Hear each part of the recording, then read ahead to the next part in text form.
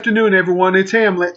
And this is Ophyllia. There she is. All right, and today we're going to go ahead and let you know what we were doing after we got done with the CDL Learner's Permit and the DOT Physical. Now, the next step in the process of getting ourselves into a truck was to go ahead and contact our recruiter and let them know that, hey, we were ready to go ahead and get set up with the class.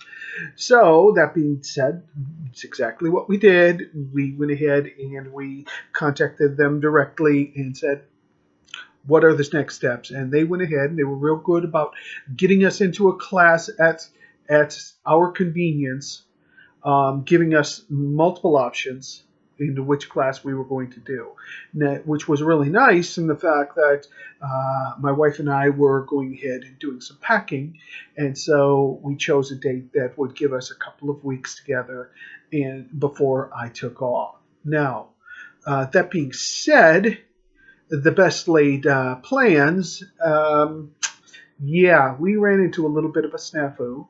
Hold on, here it is. Ouch. Ouch. Okay. She hurt herself a little bit. She sustained a little bit of a flesh wound when we were trying to move one of the large air conditioners. Air conditioners hurt. And they are pain. So, number one, kids, always wear gloves when moving. Number two, contact your recruiter immediately. And we did so when we were in the ER. And we let them know, and it was on a Saturday, no less, and they picked up the phone and said, hey, no problems, we can reschedule you for a different class. And they did exactly that. They gave us a week later class, very kind about it, didn't feel pressure or anything like that in the least. It was great, and it allowed me to go ahead and at that point stay home an extra week and take care of my wife and make sure she's going to be okay. So, do you have any questions for me, Ophi? I do. So you talked to your recruiter when you were finished with the CDL permit and as well with the DOT physical. And she wanted to clarify a few things with you on the phone, though. So that was kind of part of it. So the next step was to get set up for class, but she also wanted to clarify a few things. She wanted to make sure that everything was set as far as I had some things where I was sitting at a stoplight and someone hit me earlier in the year. Not my fault in the least, but since I had obviously enlisted that on my application, they wanted to go ahead and clarify. So we sort of worked with the local police department. We had to do a three-way. Yes, with a three-way call, and allowed Swift to talk to them directly just to make sure that it was not my fault.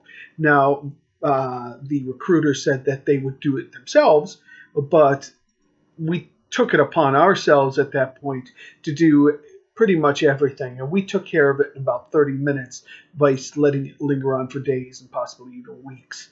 So that worked out very well for us. We were able to get done what we needed to get done that afternoon. So kind of just a side note for people to understand that they may need to do a little legwork with their recruiter after the physical and the permit, just to kind of clear up maybe lingering issues from their application, like accidents or that kind of thing. Right. And it's not that Swift would not go ahead and do that without you sitting there and doing. I can't speak to that. I can say that my recruiter was more than willing to take that on themselves. But on the same note, it is nice to be helpful, though. Exactly. Okay. It's nice to be helpful, and it's also good to yourself to go ahead and just make sure it gets taken care of. So. Okay, so after all of that, then the recruiter started talking about the hotel.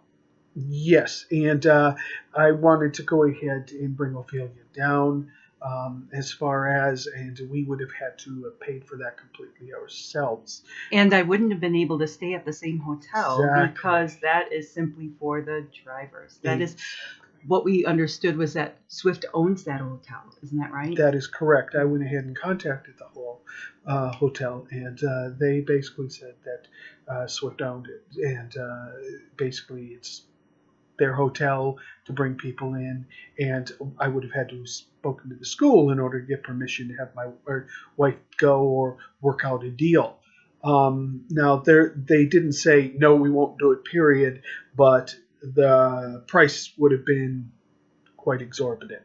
So I went ahead and tried to contact the school directly. They referred me back to my recruiter, in which my recruiter was the one who said they weren't sure what was going on with it. And so at that point, it was the round robin. Right. So just keep in mind, if you want to bring your wife or significant other, they'll probably have to get a hotel room at a different area. We'll be staying in Horn Lake, Mississippi. I did get a hotel about 10 minutes away from the Swift Hotel. So it is possible. It's just that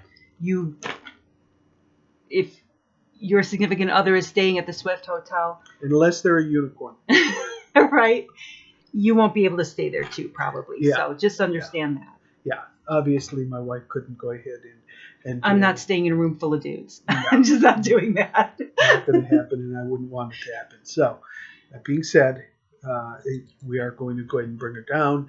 It's just going to be in a different hotel at that point.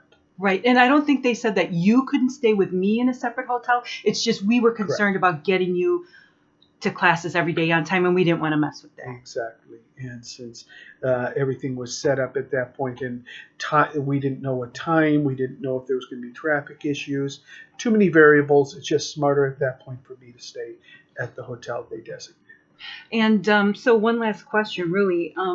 They're posting a ride for you down there. How are you going to get there?